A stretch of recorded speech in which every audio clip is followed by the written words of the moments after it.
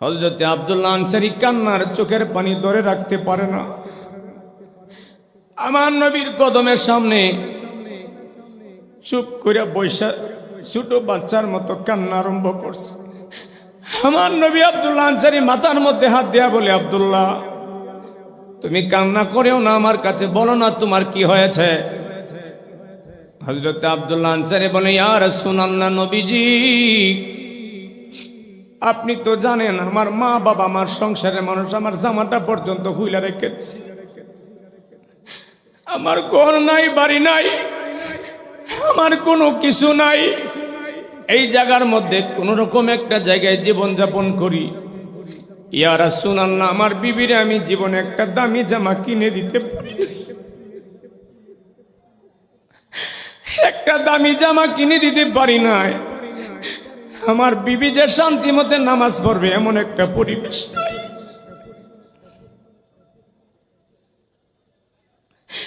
ইয়া রাসূলুল্লাহ, আপনি যখন দরজার সামনে যায় ডাক দিয়েছিলেন, হুজুর আমি আমার একটা চাদর আছে, একটা জামা আছে, আমি সাথে সাথে আমার বিবির আয়েশা দেয় বলে, বিবি তুমি তোমার পর্দা হেফাজত করিয়া তোমার নামাজটা তুমি আদায় করিয়া নাও। একবার জোরে বলা যাবে কি আল্লাহু আকবার? আমার নবীর কাছে বলে, ইয়া রাসূলুল্লাহ, নবীজি সালামটা ফিরাইতে দেরি হয়, আমি পাগলের মতো দৌড়াইয়া ছুটে আসি, নামাজের সময় থাকতে যেন আমার বিবি নামাজটা পড়তে পারে। নামাজের সময়টা পার হয়ে গেলে আমার বিবির নামাজটা কাজা হয়ে যাবে, কিন্তু ঘরে এমন কোন বেশি বেশি জামা কাপড় নাই, আমার বিবি মন মতো চলতে পারে না। হুজুর আমি আপনার পিছনে নামাজ পড়ে যখন বাড়িতে আসি, এসে আমি আমার গায়ের চাদরখানা, আমার মোটা জামাটা আমি আমার বিবির কাছে দেই। হুজুর একটা গর্তের মতো একটা জায়গা আমি বানায়া দিছি, আমার বিবি যেন এই জায়গার মধ্যে নামাজ আদায় করে। জোরে বলেন না সুবহানাল্লাহ। আমার নবীর কাছে হযরতে আব্দুল্লাহ আনসারী বিবরণ দিতেছেন আর চোখের পানি ছেড়ে কাঁদতেছে। হযরতে আব্দুল্লাহ আনসারীর চোখের পানি দেখা সাহাবে কেরামও কান্দে। আপনার আমার নবী আব্দুল্লাহ আনসারী মাথার মধ্যে হাত বলে ডাক দেয়া বলে, আব্দুল্লাহ তুমি যখন নামাজটা সালাম ফিরাইবার সাথে সাথে দৌড়ায় চলে আসো। আব্দুল্লাহ তুমি কি মনে করছো আমি নবী জানি না? যদি বলে সুবহানাল্লাহ।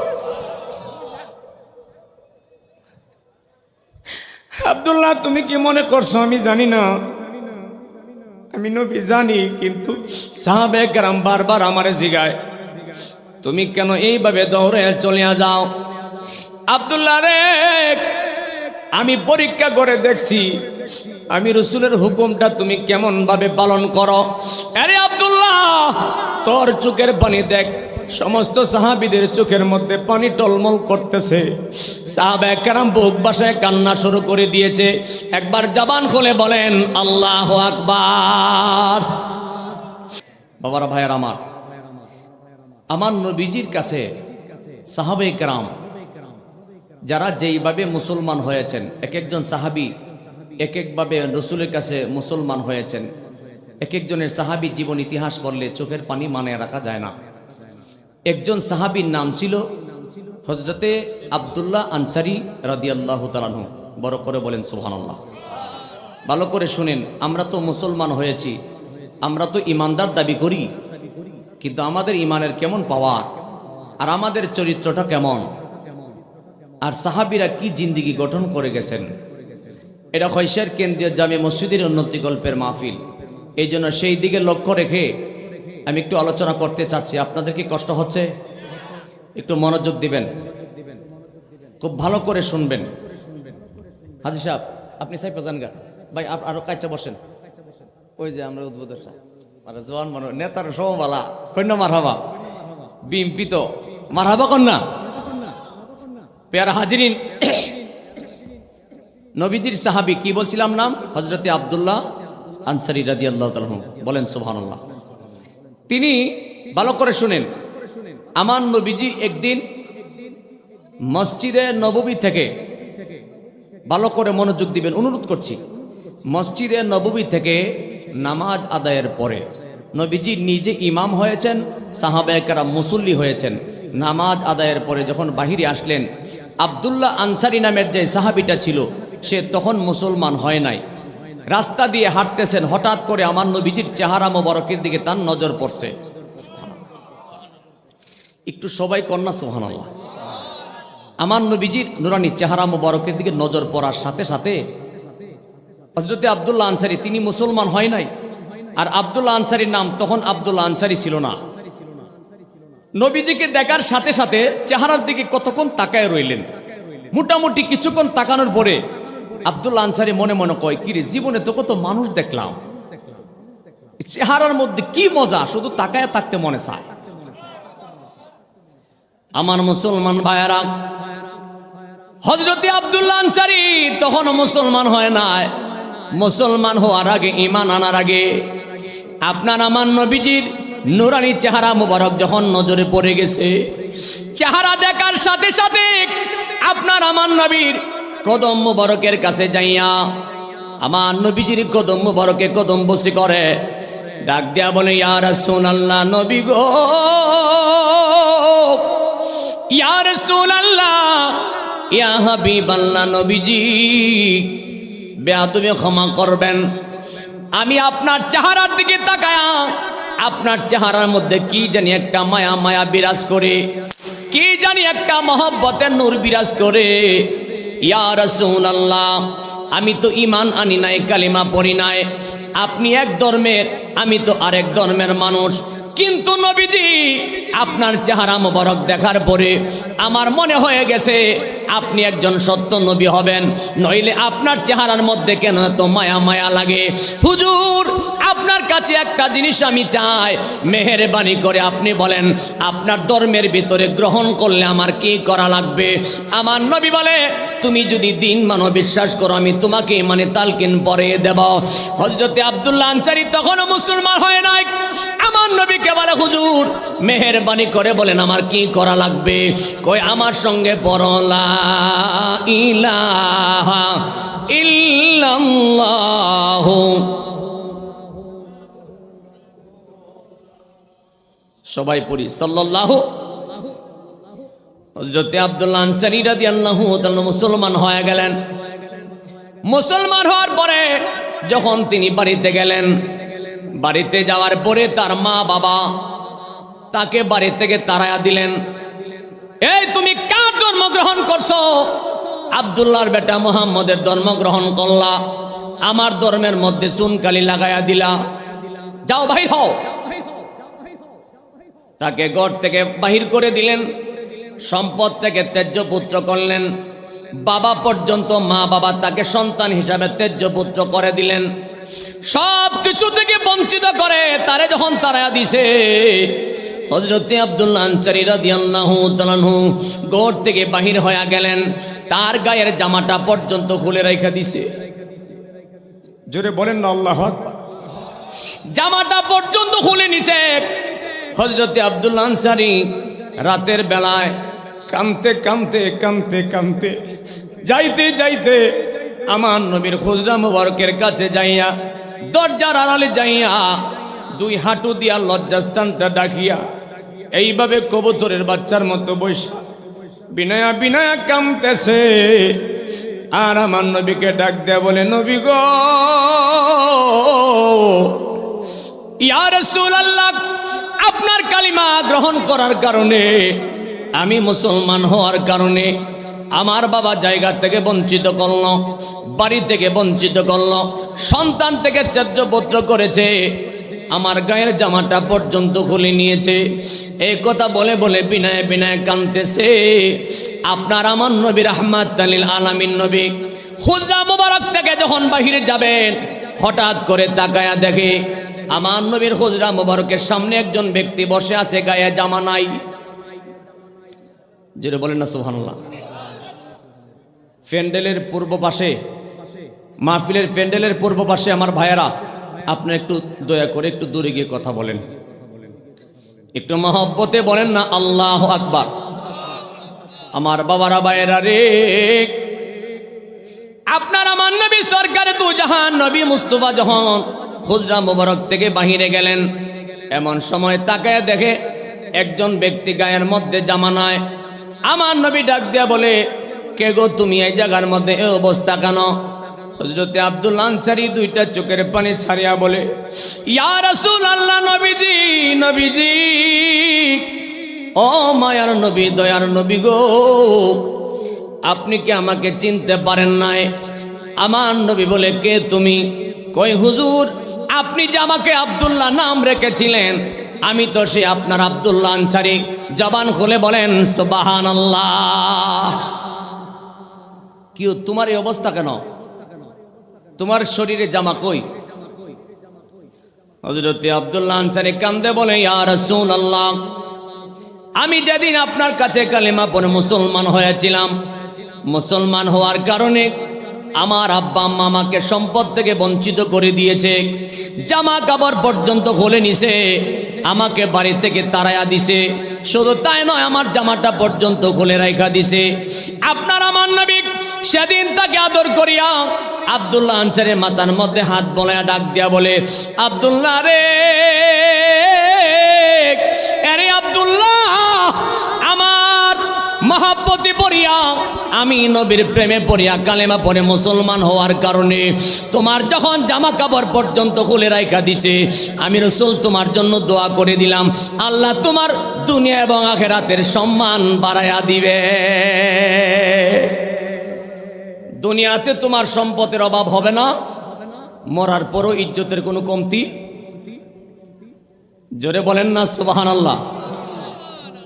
আমার মুসলমান ভাইয়ারা, হযরতে আব্দুল্লাহ আনসারী রাদিয়াল্লাহু তাআলা আনহুকে আপনার আমার নবী এক সাহাবীকে ডাক দিয়া বলে, আমার আব্দুল্লাহ আনসারী গায়ের মধ্যে জামা পরাও। জামা পরাইয়া দিলেন, যাও তুমি তোমার কাজে নিয়োজিত হয়ে যাও। হযরতে আব্দুল্লাহ আনসারী তিনি যখন বিয়ের বয়স হয়েছে, তিনি যখন বিয়ে করবেন, আপনার আমার নবী রাহমাতুল লিল আলামিন নবীর কাছে বলে, হুজুর, আমার তো বিয়ের বয়স হয়েছে, আমি মুসলমান হওয়ার কারণে আমার ধর্মের মানুষ তো আমার দ্বারে কাছে নাই, এখন আমার কাছে তো আমার সম্পদ নাই, জায়গা নাই, ঘর নাই, বাড়ি নাই, কেউ তো মেয়ে বিয়া ঘুমাই গেছেন গা, মেয়ে বিয়া দেয় না। কোনো ছেলের যদি চাকরি না থাকে, ব্যবসা বাণিজ্য না থাকে, যোগ্যতা না থাকে, তার কাছে সহজে মানুষ মেয়ে বিয়া দেয় না। আমার মুসলমান ভাইয়ারা, হযরতে আব্দুল্লাহ আনসারী রাদিয়াল্লাহু তাআলা আনহুকে আমার নবী বলে, আব্দুল্লাহ রে, আমি তোমাকে ছোট্ট একটা আমল দেব, এই আমলটা তুমি বাড়িতে যায়া করো, দেখবা কিছুদিনের ভিতরে বিয়ে হয়ে গেছে। যেটা বলেন না সুবহানাল্লাহ। আমি অপরাধী গুনাহগার, আপনাদের রূপগঞ্জে আসার পরে আমি গুনাহগারের এই আমলটা যাদেরকে দিছি, এই হৈশার গ্রামের ভিতরে 9টা বিয়ে হয়েছে। কন্যা মারহাবা। 9টার ভিতরে 5টা ওই মাস্টার বাইত। কন্যা মারহাবা। তাইলে কোরআনের ক্ষমতা আসেনি? ঘুমাই গেছে গা। কোরআনের ক্ষমতা আসেনি? এই আমলটা শিখবার দরকার আছে আপনারা। এই আওয়াজে বোঝাছে বিপদে পড়ে বই রয়েছে। শিখবার দরকার আসেনি? আমার নবীজি সাহাবীকে বলে, একটা আমল দেওয়াটা যদি তুমি করতে পারো, দেখবা কিছুদিনের ভিতরে বিয়া হয়ে গেছে, তোমার মনে যেটা পছন্দ হয় আল্লাহ তোমার এটা দিব। যেরকম সুবহানাল্লাহ। আমার নবী যে আমল শিখাইয়া দিছে, কই কি? কই তুমি দুরূদ শরীফ পড়বা বেশি বেশি করে, ইয়া ফাত্তাহু ইয়া ফাত্তাহু তুমি পড়বা। কন্যা সুবহানাল্লাহ। সাহাবীর অল্প দিনের ভিতরে বিয়া হয়ে গেছে। বিয়ে তো হয়েছে ঠিক আছে, কিন্তু আব্দুল্লাহ আনসারীর ঘর বাড়ি নাই, টাকা পয়সা নাই, কোনো কিছুই নাই। কোন রকম ভাবে বাড়িতে সংসারে কোন রকম চলাফেরা করে। আপনার আমার নবী মসজিদের নববীতে যখন নামাজ আদায় করেন, নামাজ পড়ান, আব্দুল্লাহ আনসারী বহু দূর থেকে দৌড়াইয়া নামাজে হাজির হয়। সুবহানাল্লাহ। বহু দূরে বাড়ি, কিন্তু তারপরেও আজান হইলে দৌড়াইয়া মসজিদে যায় নবীজির পিছনে নামাজ পড়ার জন্য। হযরতে আব্দুল্লাহ আনসারী রাদিয়াল্লাহু তাআলা আনহু সব সময় আপনার আমার নবীর পিছনে যখন নামাজ আদায় করতেন, একদিন দেখা যায় আপনার আমার নবী যখন নামাজে দাঁড়াইলেন, হযরতে আব্দুল্লাহ আনসারী রাদিয়াল্লাহু তাআলা আনহু আপনার আমার নবী সালামটা ফিরাইবার সাথে সাথে দৌড়ায় তিনি বাড়ির দিকে ছুটে গেছে। বলেন না সুবহানাল্লাহ। এইভাবে একদিন দুই দিন না, যতবার নামাজে আসে নবীজি সালামটা ফিরাইতে দেরি হয়, মসজিদে বাইরিয়া দূর দিতে দেরি নাই। কন্যা সুবহানাল্লাহ। সাহাবীরা বিষয়টা অনেক দিন লক্ষ্য করছে, অনেক দিন। কিরে নবীজি সালামটা ফিরেও সারতে পারে না, দূর মারে কেন? একটু জোরে বলেন না সুবহানাল্লাহ। আমার মুসলমান ভাইয়ারা, আমি অপরাধী গুনাহগার, আপনাদের দোয়ায় প্রত্যেক দিন মাহফিল করার কারণে শরীরের কন্ডিশন তেমন ভালো না, কণ্ঠের কন্ডিশনও তেমন ভালো না, তারপরও আপনাদেরকে বুঝতে দেয় না। গতকাল সারা রাতের ভিতরে আমি 10 মিনিটও ঘুমাই নাই, 10 মিনিটও না, সারাটা দিন গেছে। আবার এখানে নিজের মসজিদে মাহফিল, আমি যে রাস্তা দিয়ে হাঁটি কুরসি মুরগার মতো জিমাইতেছি। কি বুঝাইতে চাইলাম? হযরতে আব্দুল্লাহ আনসারী রাদিয়াল্লাহু তাআলা আনহু নামাজটা আমার নবী সালাম ফিরাইতে না ফিরাইতে দৌড়ে বাড়িতে হাজির হয়ে যায়, দৌড়ে হাজির হয়ে যায়। এইভাবে সাহাবায়ে কেরাম দেখতে দেখতে একদিন আমার নবীদের কাছে জিয়া বিচার দিলেন, ইয়া রাসূলুল্লাহ, নবী গো, ওগো মায়ার নবী, দয়ার নবীজি, মেহেরবানি করে বেয়াদবি ক্ষমা করবেন, আপনার কাছে একটা জিনিস নালিশ জানতে চায়। আপনার আমার নবী বলেন, কি নালিশ আমার কাছে বলো? কই আপনার সাহাবী আব্দুল্লাহ আনসারী, সে আপনি সালামটা ফিরাইতে দেরি হয়, একটা সেকেন্ড দেরি করে না, দৌড়ে বাড়ির দিকে চলে যায়। এত তাড়াতাড়ি কেন সে ছুটে যায়? মেহেরবানি করে আপনার কাছে আরজি রাখলাম। সুবহানাল্লাহ। আরজি দেওয়ার পরে আপনার আমার নবী রাহমাতুল লিল আলামিন বলে, আচ্ছা সে কি প্রত্যেক দিন আমি সালাম দেওয়ার সাথে সাথে চলে যায়? কই জি হুজুর। কই ঠিক আছে, তাহলে আজকে চলো, আমি সে আব্দুল্লাহ আনসারীর বাড়িতে যাব। জোরে বলেন সুবহানাল্লাহ। চলো আমার সঙ্গে, আমি তাকে জিজ্ঞাসা করব কেন সে আমি সালামটা দেওয়ার সাথে সাথে দৌড়াইয়া চলে যায়। সাহাবায়ে কেরামদেরকে নিয়ে রওনা দিলেন। সঙ্গে ফারুক আজম রাদিয়াল্লাহু তাআলা আনহু, সিদ্দিক আকবর রাদিয়াল্লাহু তাআলা আনহু, ওসমান গনি রাদিয়াল্লাহু তাআলা আনহু, মাওলা আলী রাদিয়াল্লাহু তাআলা আনহু, বড় বড় সাহাবায়ে কেরাম সাথে আছেন।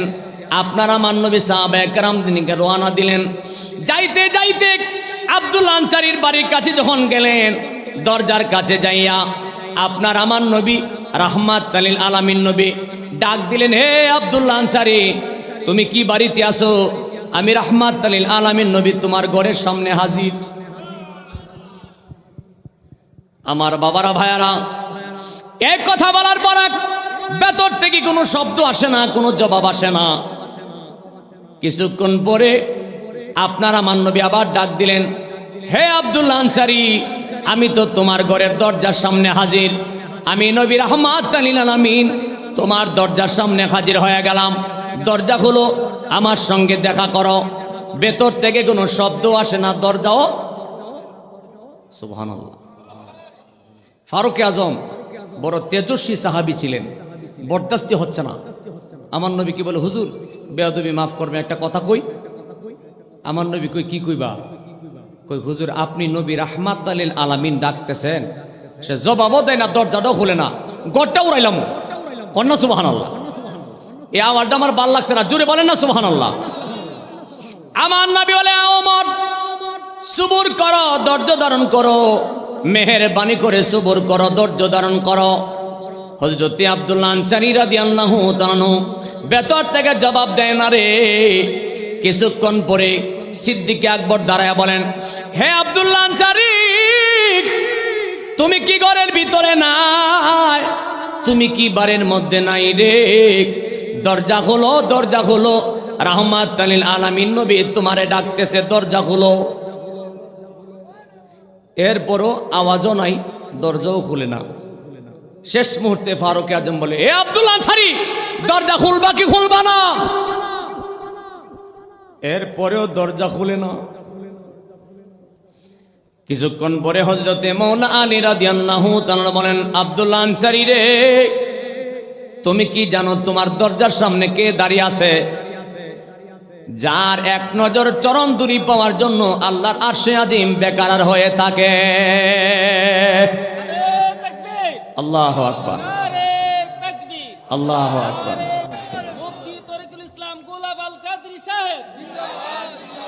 আমার মুসলমান ভাইয়েরা, হযরতে আব্দুল্লাহ আনসারী তাকায়া দেখতেছে সাহাবে কেরাম বিরক্ত হয়ে গেছে। আপনার আমার নবীর মনটা বড় বেজার। শেষ মুহূর্তে আপনার আমার নবী বলে, সাহাবীরা তোমরা তাকে কিচ্ছু আর বলো না, চলো আমরা ফিরিয়া যাই। যখন সাহাবীদেরকে আমার নবী হুকুম করলেন ফিরিয়া চলো, এই কথা বলার সাথে সাথে রাহমাতুল লিল আলামিন নবীর সঙ্গে তারা পেছন পেছনে যায়। এর কিছুক্ষণ পরে হযরতে আব্দুল্লাহ আনসারী দরজাটা খুলিয়া একটা চিৎকার মারছে, নবী গো, জোরে বলে আল্লাহু আকবার। ইয়া রাসূলুল্লাহ, ইয়া হাবিবাল্লাহ, নবীজি আমি বড় ভুল করেছি, অন্যায় করে ফেলেছি। ইয়া রাসূলুল্লাহ, আমার দরজার সামনে আপনাকে দাঁড়ায় রাখছি, হুজুর মেহেরবানি করে ক্ষমা করেন। ইয়া রাসূলুল্লাহ, মেহেরবানি করে আমারে মাফ করে দেন। আমি জবাব দিতে পারি না, আমি দরজাটা খুলতে দেরি হয়ে গেছে।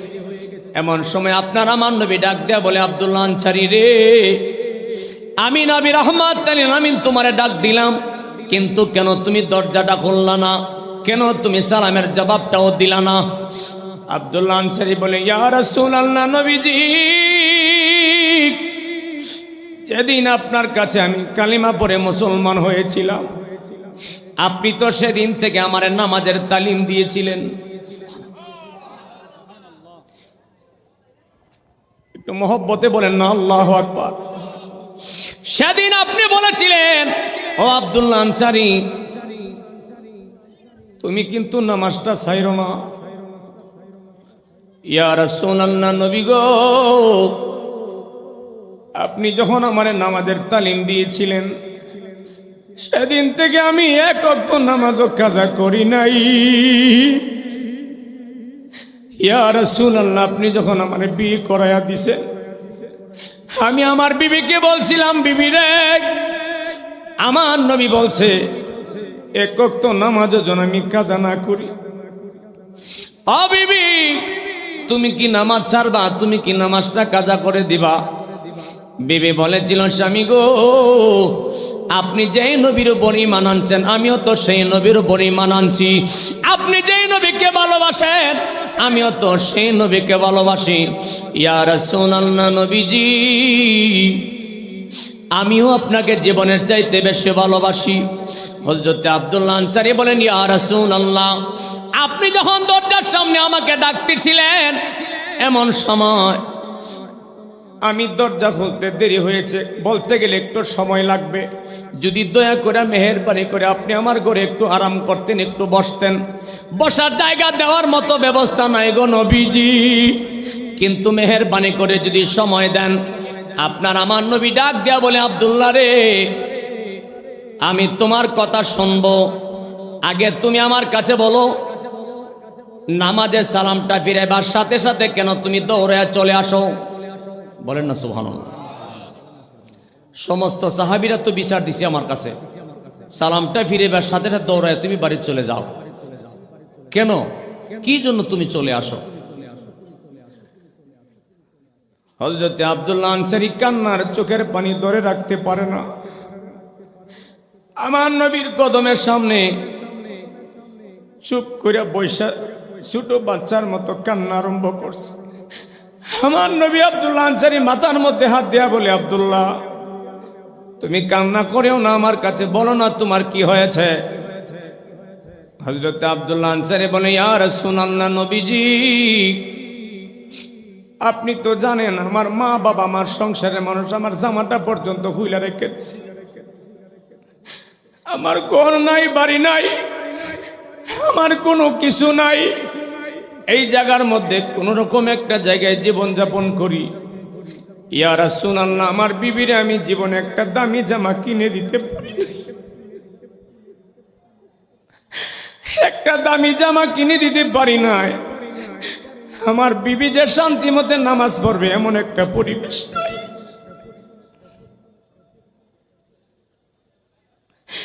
ইয়া রাসূলুল্লাহ, আপনি যখন দরজার সামনে যায় ডাক দিয়েছিলেন, হুজুর আমি আমার একটা চাদর আছে, একটা জামা আছে, আমি সাথে সাথে আমার বিবির আয়েশা দেয় বলে, বিবি তুমি তোমার পর্দা হেফাজত করিয়া তোমার নামাজটা তুমি আদায় করিয়া নাও। একবার জোরে বলা যাবে কি আল্লাহু আকবার? আমার নবীর কাছে বলে, ইয়া রাসূলুল্লাহ, নবীজি সালামটা ফিরাইতে দেরি হয়, আমি পাগলের মতো দৌড়ে ছুটে আসি নামাজের সময় থাকতে যেন আমার বিবি নামাজটা পড়তে পারে। নামাজের সময়টা পার হয়ে গেলে আমার বিবির নামাজটা কাজা হয়ে যাবে, কিন্তু ঘরে এমন কোন বেশি বেশি জামা কাপড় নাই, আমার বিবি মন মতো চলতে পারে না। হুজুর আমি আপনার পিছনে নামাজ পড়ে যখন বাড়িতে আসি, এসে আমি আমার গায়ের চাদরখানা, আমার মোটা জামাটা আমি আমার বিবির কাছে দেই। হুজুর একটা গর্তের মতো একটা জায়গা আমি বানায়া দিছি, আমার বিবি যেন এই জায়গার মধ্যে নামাজ আদায় করে। জোরে বলেন না সুবহানাল্লাহ। আমার নবীর কাছে হযরতে আব্দুল্লাহ আনসারী বিবরণ দিতেছেন আর চোখের পানি ছেড়ে কাঁদতেছে। হযরতে আব্দুল্লাহ আনসারীর চোখের পানি দেখা সাহাবে কেরাম কান্দে। আপনার আমার নবী আব্দুল্লাহ আনসারী মাথার মধ্যে হাত বলে ডাক দেয়া বলে, আব্দুল্লাহ তুমি যখন নামাজটা সালাম ফিরাইবার সাথে সাথে দৌড়ে চলে আসো। আব্দুল্লাহ তুমি কি মনে করছো আমি নবী জানি না? যদি বলে সুবহানাল্লাহ। আব্দুল্লাহ তুমি কি মনে করছো আমি জানি না? আমি নবী জানি, কিন্তু সাহাবে কেরাম বারবার আমারে জিগায় তুমি কেন এইভাবে দৌড়ে চলে যাও? আব্দুল্লাহ রে, আমি পরীক্ষা করে দেখছি আমি রসুলের হুকুমটা তুমি কেমন ভাবে পালন করো। আরে আব্দুল্লাহ তোর চোখের পানি দেখ, সমস্ত সাহাবীদের চোখের মধ্যে পানি টলমল করতেছে। সাহাবায়ে কেরাম বুক বাসায় কান্না শুরু করে দিয়েছে।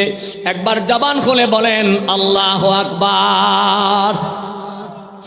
আপনার আমার নবী রাহমাতুল লিল আলামিন নবী ডাক দেয়া বলে, ইয়া রাসূলুল্লাহ। হযরত আব্দুল্লাহ আনসারী ডাক দেয়া বলে, ইয়া রাসূলুল্লাহ আমি বেয়াদবি করেছি, দরজাটা খুলতে দেরি হয়ে গেছে, মেহেরবানি করে আপনি আমারে ক্ষমা করিয়া দেন। বেয়াদবি করছি, মাফ করে দেন। আমার বিবির নামাজটা ব্যাঘাত ঘটবে, এই জন্য আমি জবাবটা দিতে পারলাম না, মেহেরবানি করে আমার ক্ষমা করে দেন। আমার নবী বলে, আব্দুল্লাহ রে এইভাবে তোর ক্ষমা চাওয়া লাগবে না, তোমাদের স্বামী স্ত্রীর মহব্বতের নামাজ আমার আল্লাহর দরবারে কবুল হয়ে গেছে। আল্লাহ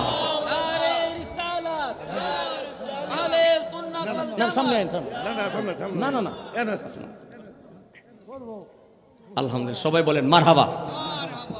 আমার বাজান জনাব হুমায়ুন কবির খুকা আমার বাবাজি হাজির হয়েছেন, সবাই বলেন মারহাবা। একটু মহব্বতে বলেন না মারহাবা। মাশাআল্লাহ, এই তো আস্তে আস্তে আমাদের মাহফিল ভরপুর হয়ে যাচ্ছে। যারা রাস্তাঘাটে দোকানপাটে আছেন ভিতরে বসেন, অত্যন্ত গুরুত্বপূর্ণ আলোচনা চলছে, একটু মহব্বতে মনোযোগ দিয়ে শোনেন। বাবা আমার কণ্ঠের মধ্যে চাপ, কথা বলতে অনেক কষ্ট হচ্ছে, তারপরও বলার চেষ্টা করতেছি। হযরতে আব্দুল্লাহ আনসারী চোখের পানি ছাড়িয়া বলে, ইয়া রাসূলুল্লাহ নবী গো মেহেরবানি করে বেয়াদবি ক্ষমা করবেন। ইয়া রাসূলুল্লাহ আপনার জন্য আমি কোনো কিছুই খেদমত করতে পারলাম না, মেহেরবানি করে আপনি যদি একটু সময় দিতেন। আপনার আমার নবী ডাক দেয়া বলে, আব্দুল্লাহ রে যেই প্রেম যেই ভালোবাসা তুমি আমারে দেখাইলা, আমি রসুল বড় খুশি হয়ে গেলাম, আমি নবী বড় খুশি হয়ে গেলাম। শুধু আমি নবী খুশি নয়, তোমার প্রতি আমার আল্লাহ খুশি হয়ে গেছে। বড় করে বলেন মারহাবা। যেই জায়গার মধ্যে হযরতে আব্দুল্লাহ আনসারী বসবাস করতেন, ওই জায়গার উপরে একটা খেজুর গাছ ছিল। কি গাছ? খেজুর গাছটা ছিল ইহুদির। কার? অত্যন্ত গুরুত্বপূর্ণ আলোচনা, মনোযোগ দিয়ে শুনেন। যিনি যেই জায়গার মধ্যে বসবাস করেন হযরতে আব্দুল্লাহ আনসারী রাদিয়াল্লাহু তাআলা আনহু, কিন্তু ওই ইহুদির বাড়ির মধ্যে যে খেজুর গাছ এটা বাঁকা হইয়া তার উঠানের বরাবর চলে আসছে। শিক্ষণীয় বিষয়, আমাদের বাড়ির আশেপাশে অনেকের গাছ বড় হয়ে আরেকজনের জায়গায় যায় কিনা, তো এই মাসলাগুলি জানা দরকার আছে না? গেলে কি হবে এবং ওই গাছের ফল কে পাবে, ওই গাছের অংশীদার কে হবে, এটা জানা দরকার আসেনি। এগুলি নিয়ে সাধারণ বিষয় অনেক সময় ঝগড়াও কিন্তু বাড়ি বাড়ি হয় কিনা? আমার ভাবারা ভাইয়ারা, হযরত আব্দুল্লাহ আনসারী রাদিয়াল্লাহু তাআলা আনহুর বাড়ির উঠানে যখন ওই খেজুর এইভাবে বাঁকা হয়ে আছে, খেজুর যখন পেকে যায়, আমাদের দেশে হয়তো তেমন খেজুর গাছ নাই, কিন্তু ওই সৌদি আরবে খেজুরের বাগান আছে, বিশাল বড় খেজুর গাছ বাঁকা হয়ে এভাবে পড়ে আছে। ওই জায়গার মধ্যে খেজুর যখন পাকছে, পাকা পাকা কতগুলি খেজুর গড় গড় করে জোর জোর করে পড়ে আছে। হযরতে আব্দুল্লাহ আনসারী রাদিয়াল্লাহু তাআলা ছোট ছোট দুইটা বাচ্চা, তারা ওই খেজুরগুলি কুড়ায় আনছে। কথা কি বুঝতেছেন? বাচ্চাগুলি খেজুরগুলি কুড়ায় আনলেন, আনার পরে বাচ্চা মানুষ তো বোঝে না, খেজুর পাওয়ার পরে তারা খাইতে চায়।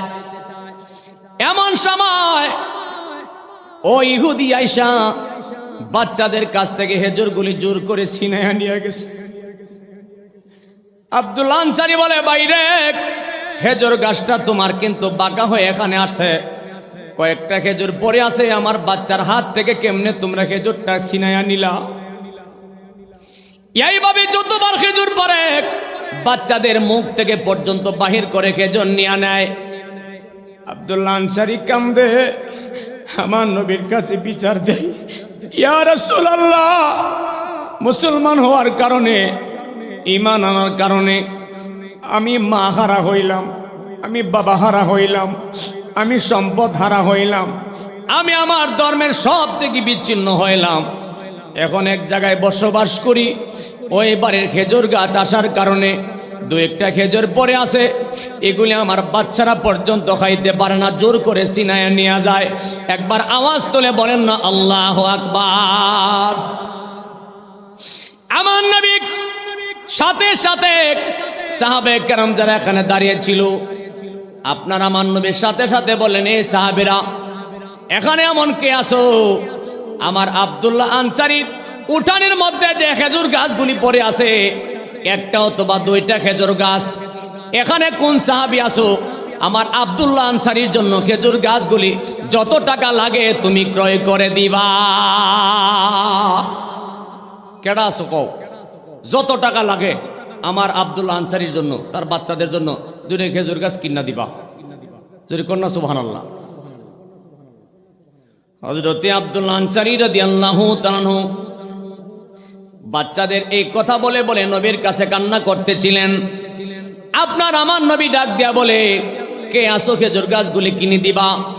এমন সময় হযরতে ওসমান গনি রাদিয়াল্লাহু তাআলা বলেন, ইয়া রাসূলুল্লাহ, মেহেরবানি করে বলেন, আপনি যদি আমার অনুমতি দেন, আমি ওই আব্দুল্লাহ আনসারীর জন্য দুইটা খেজুর গাছ আমি কিনে দিতে চাই। আপনার আমার নবী বলেন, অনুমতি দিলাম। সুবহানাল্লাহ, একটু খুশি মনে বলেন না সুবহানাল্লাহ। হযরতে আব্দুল্লাহ আনসারী রাদিয়াল্লাহু তাআলা আনহু যখন শুনতেছে হযরতে ওসমান গনি রাদিয়াল্লাহু তাআলা দুইটা খেজুর গাছ দান করে দিবেন, এই কথা বলার পরে হযরতে ওসমান গনি রাদিয়াল্লাহু তাআলা আনহু ওই ইহুদির বাড়িতে গেলেন, যায় বলে, ভাই এই দুইটা খেজুর গাছ তুমি বিক্রি করবানি? ইহুদি বলে, কেন? কই, ভাই তুমি দুইটা খেজুর গাছ বিক্রি করে দাও। কই, কেন বিক্রি করতাম? কই, বিক্রি করেন, আপনার বিনিময়ে আমি দেব। ইহুদি কই, তুমি কই টাকা দিবা? বিক্রি করব কেন, আমার তো দরকার নাই। কয়, না দেখেন এই দুইটা খেজুর গাছ আপনি আমার কাছে বিক্রি করে দেন, আমার খুব দরকার। আচ্ছা ঠিক আছে, বিক্রি করব, অসুবিধা নাই। হযরতে ওসমান গনি রাদিয়াল্লাহু তাআলা বলেন, ঠিক আছে তাহলে বলেন খেজুর দুইটা গাছের দাম কত? আর ইহুদি এমন দুষ্ট লোক ছিল, এমন চালাক ছিল, ইহুদি বুঝতে পারছে ওসমান গনি রাদিয়াল্লাহু তাআলা আনহু এই দুইটা খেজুর গাছ তার নবী তারে হুকুম দিয়া দিছে, নবীর হুকুমটা সে জীবন গেলেও ছাড়বে না। অতএব সুযোগ পাইছে, সুযোগটা হাত ছাড়া করা যাবে না। এমন সময় ওই ইহুদি ডাক দিয়া বলে, এই দুইটা খেজুর গাছ বিক্রি করতে পারি, আপনার যে ওই জায়গার মধ্যে একটা খেজুরের বাগান আছে, ওই বাগানটা যদি আমারে দান করে দিবেন। একবার চিৎকার করে বলেন না আল্লাহু আকবার। বাবার আমার, অত্যন্ত শিক্ষণীয় বিষয়। খেজুরের গাছ চাইছে মাত্র কয়টা? দুইটা। আর ইহুদি চালাকি বুঝা চিন্তা করে দেখছে নবী যখন তারে কইছে, অতএব সাহাবী তো নবীর কথা অমান্য করবে না, সুযোগটা পাইছি। এমন সময় বলে, আমি দুইটা খেজুরের গাছ কিনা দিমু, শর্ত কি? কই আপনার যে একটা বাগান আছে এটা দিয়ে দিতে হবে। সুবহানাল্লাহ কইতেন না? কিন্তু হযরত ওসমান গনি রাদিয়াল্লাহু তাআলা তার বাগানের জন্য টেনশন করে নাই।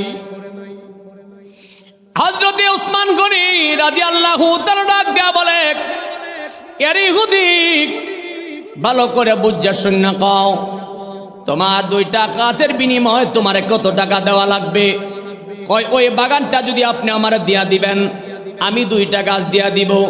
ওসমান গনি রাদিয়াল্লাহু তাআলা মনে মনে কয়, আমার নবী বলছে কে আসো দুইটা গাছ কিন্না দিবা। আমি উসমান যখন বলছি আমি কিন্না দিমু, অতএব ইহুদি তোরে শোনা দে, জানায়া দেয়, একটা বাগান নয় রে, তুই যদি আমার সমস্ত বাগানগুলি চাইতে, আমি সমস্ত বাগানের বিনিময় আমার আব্দুল্লাহ আনসারীর দুইটা খেজুর গাছ কিন্না দিতাম। আল্লাহু আকবার, আল্লাহ।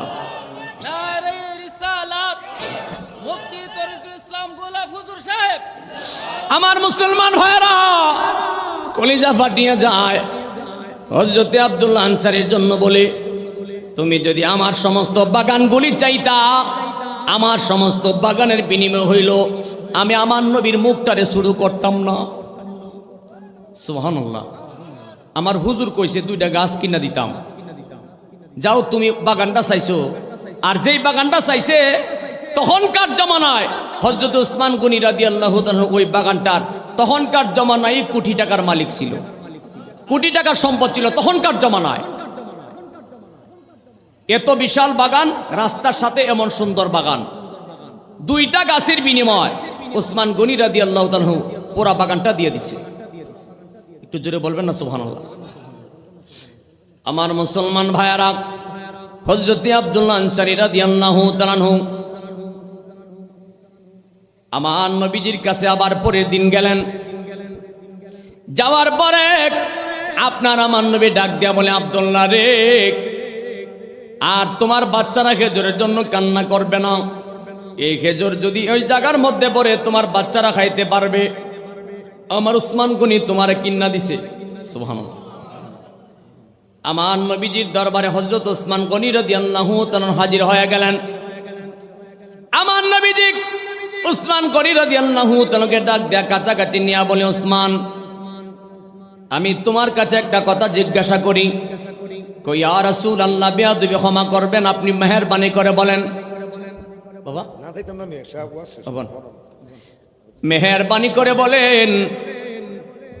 হযরত ওসমান গনি রাদিয়াল্লাহু তাআলাকে বলেন, ওসমান, তুমি এই দুইটা খেজুর গাছের বিনিময়ে পুরা বাগানটা কেন দিয়া দিলা? ওসমান গনি রাদিয়াল্লাহু তাআলা আপনার আমার নবীর কদম মোবারকে কদম বসি করে আর বলে, ইয়া রাসূলুল্লাহ, নবীজি, আপনি তো বলেছেন আপনার দুইজন কন্যা সন্তান আমার কাছে বিয়ে দিয়েছেন। আপনি বলেছেন আরো থাকলে আপনি আমার কাছে আরো দিতেন। এর মানে বোঝা যায় আমি ওসমানকে আপনি বড় আদর করেন, মহব্বত করেন, ভালোবাসেন। ইয়া রাসূলুল্লাহ, আমি ওসমান আপনাকে এমন ভালোবাসি, আমার জীবনের চাইতে বেশি আপনাকে ভালোবাসি, শুধু দুনিয়ার সম্পদ নয়। যখন বলেছিলেন দুইটা গাছ কিনে দেওয়ার জন্য, ইয়া রাসূলুল্লাহ, আমি তখনই মনস্থ করলাম আমার সমস্ত অর্থের বিনিময় হলো আমি আব্দুল্লাহ আনসারীরে বাগান কিনে দিতে চাই। জোরে বলেন সুবহানাল্লাহ। একটু মহব্বতে বলেন সুবহানাল্লাহ ওয়াল হামদুলিল্লাহ,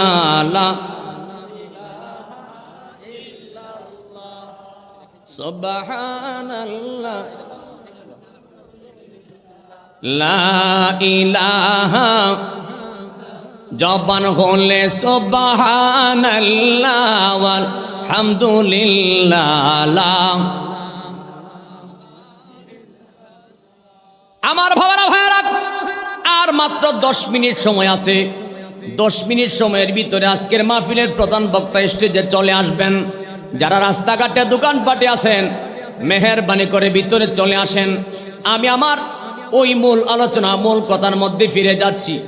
হযরতে ওসমান গনি রাদিয়াল্লাহু তাআলার কাছে আপনার আমার নবী একজন ব্যক্তিরে পাঠাইলেন, একজন গরিব মানুষকে পাঠাইলেন, যাও তুমি যায়া আমার ওসমানের কাছে যায়া বলো আমি রাসূল তোমারে পাঠাইছি, সে যেন তোমারে কিছু সাহায্য দেয়। সুবহানাল্লাহ। তুমি যায়া বলবা আমি রাসূল তোমারে পাঠাইছি, তোমারে যেন সে কি দেয়, কি সাহায্য দেয়। হযরতে ওসমান গনি রাদিয়াল্লাহু তাআলার কাছে যাকে পাঠাইছে তিনি গেলেন ওসমান গনি রাদিয়াল্লাহু তাআলার কাছে। ওসমান গনি রাদিয়াল্লাহু তাআলা তিনি কেমন জীবনযাপন করতেন একটু দেখেন। যার কোটি কোটি টাকার সম্পদ, কিন্তু এরপরও তিনি কিভাবে জীবনযাপন করতেন। ইনসাফ কারে কয়। হযরত ওসমান গনি রাদিয়াল্লাহু তাআলার কাছে যখন সাহায্য চাইতে গেছে এমন সময় তাকায়া দেখে হযরত ওসমান গনি রাদিয়াল্লাহু তাআলা তার এক শ্রমিক, তার এক কর্মচারী, তার সঙ্গী সাথী খেদমত করেন, তাকে এক জায়গা থেকে তৈল আনার জন্য পাঠাইছে। কোনো কারণে হঠাৎ করে হুচুট খাইয়া পইরা 1 ফোঁটা তেল পড়ে গেছে। কয় ফোঁটা? 1 ফোঁটা তেল পড়ছে। 1 ফোঁটা তেল পড়ার পরে এমন দমকাইতাছে ছেলেরে, যেই বেটা গেছেন টাকা আনতো, নজরানা আনতো, হাদিয়া আনতো, বেটা হুজুরে কার কাছে পাঠাইছে? 1 ফোঁটা তেল পড়ার কারণে যেই দমক দিতাছে বেটা আমার টিয়া দিব। সুবহানাল্লাহ কন্যা চাইছিই না টেহা, কন্যা সুবহানাল্লাহ চাইছিই না, না সে ফিরাই পড়ছে। আমার নবীজির কাছে আসার পরে আমার নবীজি কো কেউ তোমার কিছু দিছে? আমি চাইছিই না। কে কমনে যে লোকের কাছে পাঠাইছে 1 ফোঁটা তেল ফুরে গেছে গা, এর লাগি বেটার যে অবস্থা মারলে এবার ডক এ বেটা আমার টিয়া দিব, আমি ডরে চাইছিই না। কন্যা সুবহানাল্লাহ। আমার নবীজি কো তুমি কয়া দেখতা, আচ্ছা যাও তুমি আবার যাও, আমি নবীজি বলছি তুমি যাও, তুমি যাও, তোমার দিব।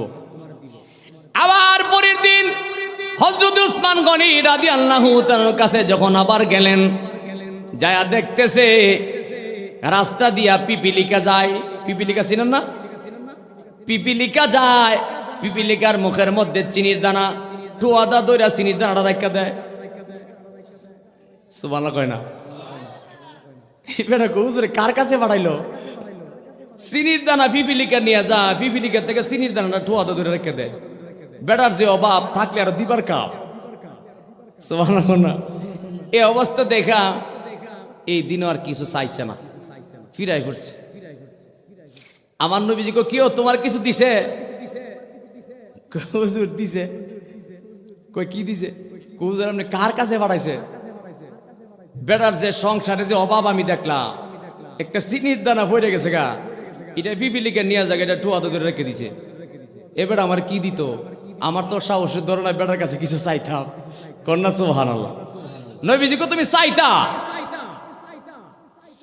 আমার ভাইয়ারা, এই কথার মধ্যে গভীর একটা মাহিত্য বিরাজ করতেছে, মনোযোগ দিয়া শোনেন।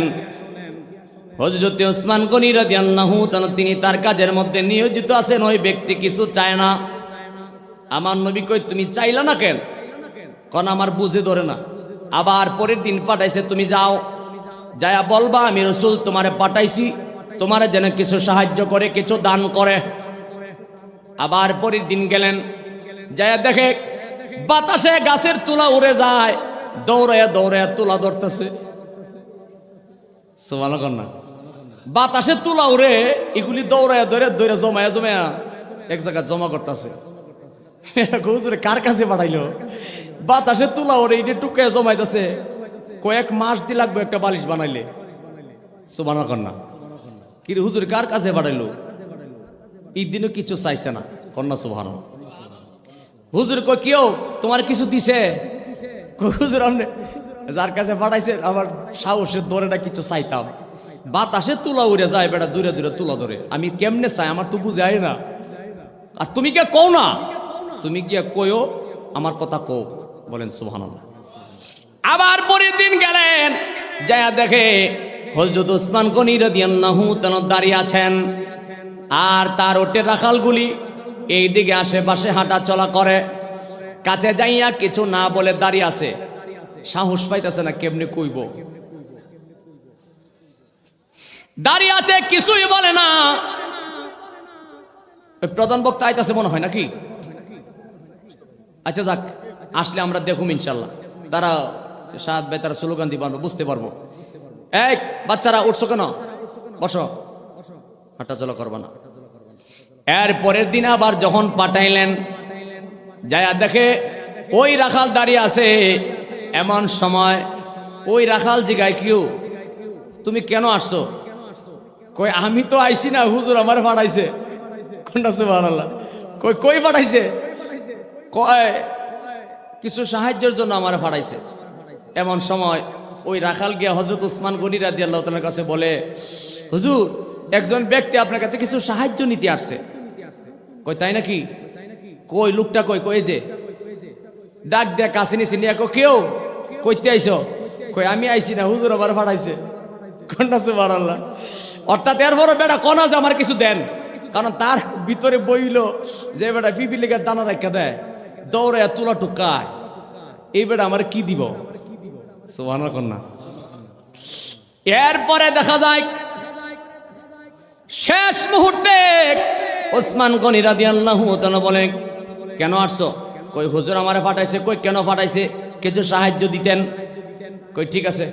এ রাখাল শোনো, আমার যে উটের পাল আছে না, উটের পাল থেকে তাকে বলো তার যেই উটটা পছন্দ লাগে সে যেন নিয়ে যায়। হুজুর কন্যা সুবহানাল্লাহ। তার যেই উটটা পছন্দ লাগে সেটা যেন নিয়ে যায়। এবারে মনে মনে কই সুযোগ যখন পাইছি পালাটাই ধরি, তো উটের পালের সবচেয়ে বড় সুন্দর যেটা বড়, কই এটা আমি নিমু। কন্যা সুবহানাল্লাহ। তো উটের রাখাল আইসা কইতাছে, হুজুর সবচেয়ে বড় উট যেটা, হে কইতাছে হিটা নিব। ওসমান গনি রাদিয়াল্লাহু তাআলা বলেন, অসুবিধা নাই, তেল যেটা কইবে এটাই দিবা, কারণ নবী তারে পাঠাইছে। কন্যা সুবহানাল্লাহ।